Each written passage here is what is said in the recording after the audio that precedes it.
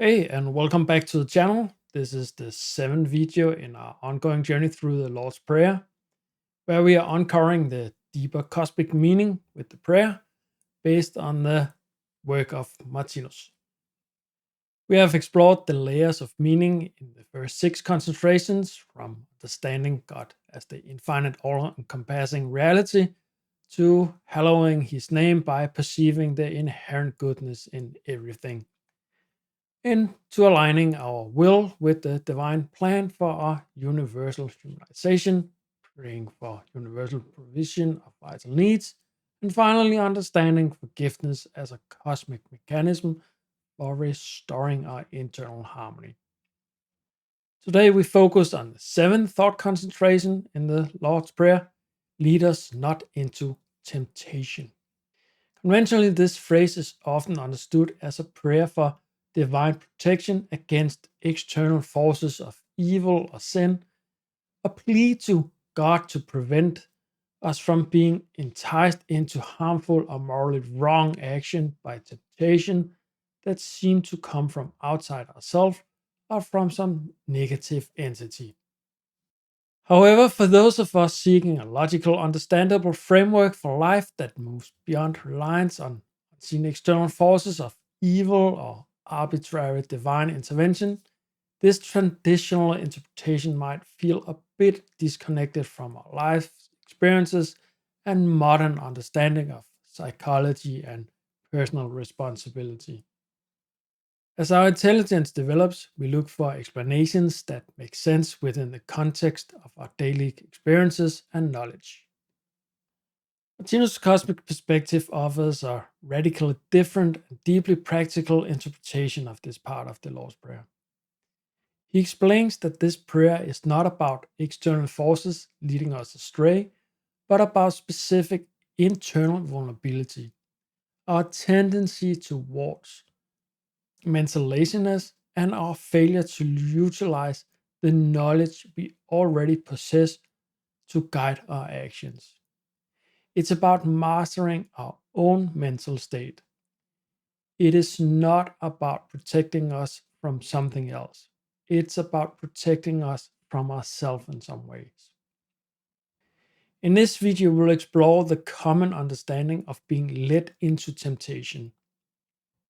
We'll examine why Martinus' view necessitates a shift in perspective, define what temptation means from this cosmic standpoint, and ultimately understand how lead us not into temptation is a powerful prayer for mental discipline and the strength to apply our accumulated wisdom. And ultimately understand how lead us not into temptation is a powerful prayer for mental discipline and the strength to apply our accumulated wisdom. Martinus points out that for a cosmic researcher, asking not to be led into temptation might seem strange at first glance. After all, isn't facing challenges and making mistakes, being tempted in the sense of encountering a situation where we might stumble, a crucial part of gaining experience and learning? Yes, absolutely. Necessary suffering derived from lack of experience is essential for growth, and wishing to avoid that would be wishing to stop our development. Martinus clarifies that temptation in this prayer is not about those situations where we lack the fundamental experience and knowledge, and the only way to learn is through trial and error, through experiences the consequences directly. Instead, temptation in this context arises when we do have enough knowledge, either from our own past experiences or from the readily available knowledge and warnings from others. That would be books, education, or advice, and so forth. So it's knowledge to foresee the negative consequences of action, but that we fail to apply this knowledge. So we have the knowledge to foresee the negative consequences of an action, but we fail to apply that knowledge that we have. Martinus explains this failure to apply knowledge as kind of a mental laziness or a weakening of energy that prevents us from fully concentrating, from thinking it over. We have a desire or wish to act, but we are reluctant to put the mental effort required to mobilize our relevant knowledge to weigh the risk we know exists. This creates the situation of being tempted. We are lured into ignoring the danger elements we are actually aware of. It's acting like the foolish person who lacks knowledge, even though we are the clever person who possesses it. It's based on a superficial hope that I'll be alright, despite knowing better. This happens not just in obvious dangerous physical acts, but constantly in daily life.